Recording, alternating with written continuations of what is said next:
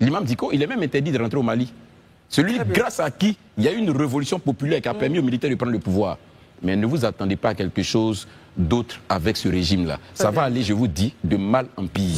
Vous savez que la junte ne veut pas qu'on dise junte, mais malheureusement, dans dans les textes, hein, quand vous arrivez au pouvoir par les armes et que n'est pas organisé d'élection, ben, vous êtes une junte. Assimi Goïta et son régime sont là depuis 2021. Aujourd'hui, on est à 2025. On est en train de finir 2025. Ça veut dire pratiquement près de 4 ans et demi. Mais qu'est-ce qui a fondamentalement changé au Mali? Qu'est-ce qui a bougé fondamentalement sur le plan économique, sur le plan sécuritaire, sur le plan social? Qu'est-ce qui fondamentalement a été positif? C'est les mêmes partis politiques qui ont poussé cette TNT-là à aller de l'avant, à s'asseoir, à avoir pignon sur rue. Et aujourd'hui, ils se plaignent qu'ils sont ostracisés. Non, il ne faut pas se prévaloir de ses propres turpitudes. Parce que tous ceux qui ont décidé, tous les hommes politiques qui ont décidé à un moment donné au Mali de dire non ont été mis en prison. Assimi Goïta, lui, il est perçu aujourd'hui comme quelqu'un qui est distant, il est peu communicatif et son régime fonctionne dans une logique de pouvoir fermé, technocratique et militaire. Donc, il n'a pas encore... Entre autoritarisme assumé, les choix récents du Mali révèlent des démocraties sous tension où l'équilibre entre ordre, justice sociale et liberté individuelle semble de plus en plus fragile. Marion Été et Yann Espiard. Au Mali, la junte militaire a suspendu ce mercredi 7 mai toutes les activités du parti politique et associations à caractère politique, invoquant des raisons d'ordre public. La décision intervient à la veille d'une manifestation de l'opposition pour réclamer un retour à l'ordre constitutionnel. Depuis les coups d'État de 2020 et 2021, le régime restreint progressivement les libertés, malgré une constitution censée les garantir dans un pays miné par l'insécurité. Allons au Mali, comme dit à l'entame de ce programme. Eh bien, qu'est-ce qui s'y passe? Le 3 mai dernier, les partis politiques avaient été empêchés de faire donc un meeting, selon eux, par des individus mobilisés par des autorités et la police. Ils essaient donc de faire rebelote le 9 mai, mais estiment que cela pourrait peut-être être encore annulé. Que se passe-t-il au Mali entre les partis d'opposition dont on annonce bientôt leur dissolution et le pouvoir en place? Nos amis sur ce plateau vont donc analyser la situation. Herman, commentaire?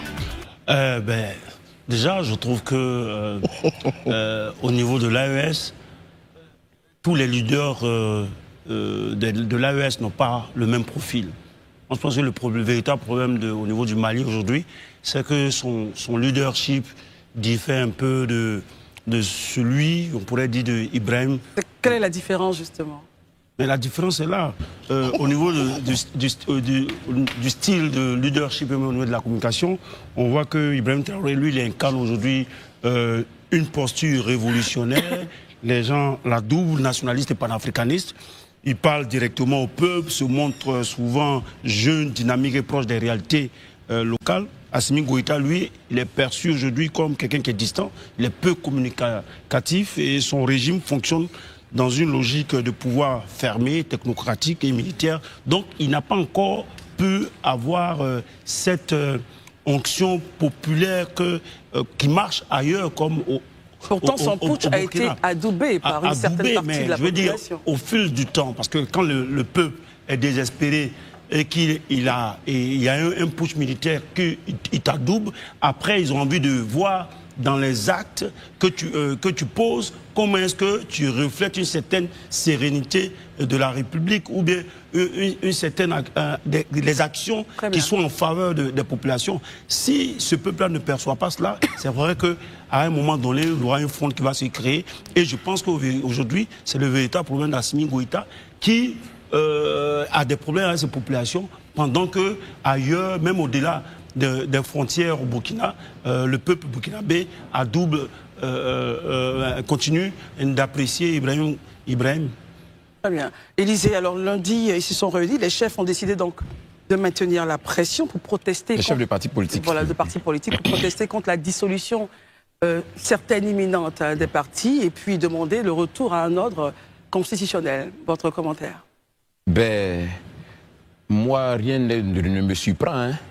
Ça veut dire il n'y a pas plus aveugle que celui qui refuse de voir. Tout ça, on l'avait vu depuis. Je veux qu'on me montre juste une junte qui a pris le pouvoir dans ces conditions-là et qui a eu le parcours quand aujourd'hui je lui ai dit, il est leader de l'AES et qui s'en est vraiment sorti. Je veux qu'on me monte un seul. Mais attends, vous ne pouvez pas changer. L'eau chaude là, c'est toujours la même manière de chauffer l'eau. Elle ne peut pas changer. Voilà, donc ceux qui ont rêvé et qui ont espéré et qui ont souhaité, ou bien qui pensaient que juste en adoubant ou en saluant ces poutistes allaient avoir quelque chose, Assimi Goïta et son régime sont là depuis 2021. Aujourd'hui, on est à 2025, on est en train de finir 2025, ça veut dire pratiquement près de 4 ans et demi. Mais qu'est-ce qui a fondamentalement changé au Mali? Qu'est-ce qui a bougé fondamentalement sur le plan économique, sur le plan sécuritaire, sur le plan social? Qu'est-ce qui fondamentalement a été positif? À un moment, on peut se poser, tranquillement, et puis se poser les bonnes questions, et puis chercher à trouver les réponses. Les partis politiques, là, plusieurs aujourd'hui qui sont rebellés, qui veulent aujourd'hui faire ces manifestations, à Dubaï, le régime, à Dubaï, les poutistes ont applaudi les poutistes, ont même donné le blanc-seing aux poutistes. Aujourd'hui, ils sont devant leur turpitude. Hein. Ils se rendent compte aujourd'hui de leur turpitude et ils sont en train de chercher maintenant à condamner. Mais nous, on avait vu ça depuis longtemps. Parce que c'est ça aussi, justement. Il ne s'agit pas de faire juste la politique pour faire de la politique, mais la politique, là, c'est la réelle politique, comme on le dit. Ça veut dire que on se base sur le passé. Il faut avoir des analyses qui soient pointueuses. Mais ça ne surprend pas. Et ça va aller de mal en pire pour les hommes politiques. Parce que justement, certains aujourd'hui sont en exil. Même l'imam Diko, qui était à la base des différentes révolutions, qui ont abouti aujourd'hui, il est où, l'imam Diko? Il est au Mali? Il est en Algérie? L'imam Diko, il est même interdit de rentrer au Mali. Celui grâce à qui il y a eu une révolution populaire qui a permis aux militaires de prendre le pouvoir. Mais ne vous attendez pas à quelque chose d'autre avec ce régime-là. Ça va aller, je vous dis, de mal en pire. On va faire un seul tour de table parce qu'on a invité Pascal. Oui, moi, je pardon, voudrais... juste un point, pardon. 30 secondes. Non, 30 secondes, 30 secondes. On a un invité. Oui, 30 secondes. Oui. Je voulais rebondir un peu sur le Burkina. Le Burkina, là. Et on a dit tout à l'heure que c'est un régime... Mais le Burkina, il y a des avocats qui sont allés... Il y a des avocats qu'on a envoyés au front. Il y a des journalistes qu'on envoie au front. Il y a des journalistes qui ne paraissent plus. La presse a été muselée. Donc, il n'y a aucun profil qui soit différent. C'est la même méthodologie, c'est tout. Très bien. Pascal, allez-y. Bah, écoutez, vous parliez de journalistes. Moi, je voudrais avoir une pensée quand même pour monsieur Mamadou Traoré, qui est membre de la coalition d'opposition Djiguiya Koura Espérance, qui va être jugé le 12 juin. Et qui est en détention parce qu'il est poursuivi pour des propos critiques tenus à l'endroit du pouvoir. Vous savez que la junte ne veut pas qu'on dise junte, mais malheureusement, dans les textes, hein, quand vous arrivez au pouvoir par les armes et que vous n'avez pas organisé d'élection, ben, vous êtes une junte, je m'en excuse. Mais je voudrais qu'on comprenne les peuples et qu'on comprenne leur effervescence. Quand il y a, la Côte d'Ivoire l'a connu, quand il y a un renversement de pouvoir, les peuples ont toujours le sentiment qu'ils sont libérés, pardonnez du terme, de leur allégeance à un joug certaines populations. Certaines populations en tout cas, parce qu'il y en a toujours qui pleurent, qui sont libérés d'un joug réel ou supposé. Et cette effervescence-là, il faut la comprendre parfois au regard de certaines situations sociales, économiques, politiques, etc.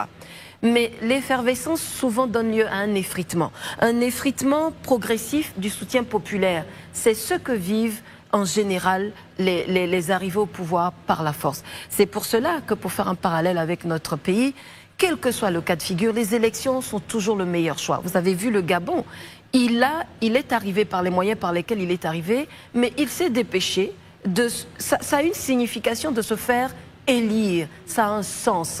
Aussi chaotique que soit l'élection, même, et on souhaite qu'il n'y ait pas de mort, mais aussi chaotique fut-elle, il faut une élection, en souhaitant qu'elle soit transparente et bien sûr que les résultats soient acceptés par toutes les parties prenantes parce qu'il n'y a pas de fraude supposée également. Donc oui, cette décision qui arrive là me semble autoritaire parce qu'elles font fait taire les appels à un retour à la démocratie souhaités par toutes les coalitions.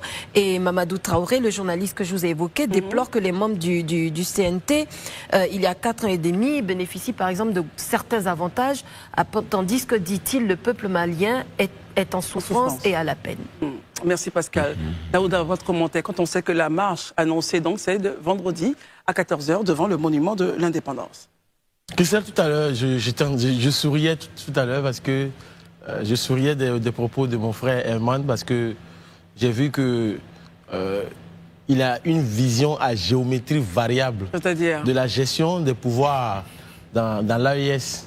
Herman, de la même manière qu'aujourd'hui, Assimi Goïta est en train de bâillonner la presse, bâillonner les médias, bâillonner les partis politiques, c'est de cette même manière que le général Tiani bâillonne la presse, a dissous les partis politiques au Niger. C'est de cette même manière qu'au Burkina Faso, des journalistes qui estiment qu'ils doivent dire la vérité, donner l'information aux Burkinabés, sont envoyés au front. Des juristes sont envoyés au front. Toute voix discordante qui décide de s'ériger contre la gestion de Ibrahima Traoré est envoyée au front ou en prison. Ça, c'est le plus chanceux. Sinon, les plus malchanceux, pour souvent de fois, ils disparaissent. Donc, je suis quand même surpris que tu viennes sur ce plateau nous dire que chez IB, c'est mieux, chez Assimi Goïta, c'est mauvais. C'est la même chose. Maintenant, on ne va pas faire un débat. Hein, maintenant, tout doucement. Je peux terminer. On termine. Allez-y. Voilà, merci. Pour dire qu'aujourd'hui, ce qui se passe au Mali, je pense qu'Élysée l'a dit, on n'est pas surpris. Parce que nul ne peut se prévaloir de ses propres turpitudes. Quand vous avez, c'est les mêmes partis politiques au Mali qui ont adoubé la CNT. C'est les mêmes partis politiques qui ont poussé cette CNT-là à aller de l'avant, à s'asseoir, à avoir pillon sur rue. Et aujourd'hui, ils se plaignent qu'ils sont ostracisés. Non, il ne faut pas se prévaloir de ses propres turpitudes. Parce que tous ceux qui ont décidé, tous les hommes politiques qui ont décidé à un moment donné au Mali de dire non ont été mis en prison. Elle a parlé du journaliste Abdraman. Mais moi, je te parle de Mamadou Traoré. Moi, je te parle de Issa Kaoudjine, qui jusqu'à aujourd'hui est en prison pour avoir tout simplement critiqué. Très bien, Daouda. On termine. La junte malienne. Donc, il ne faut pas dire ça.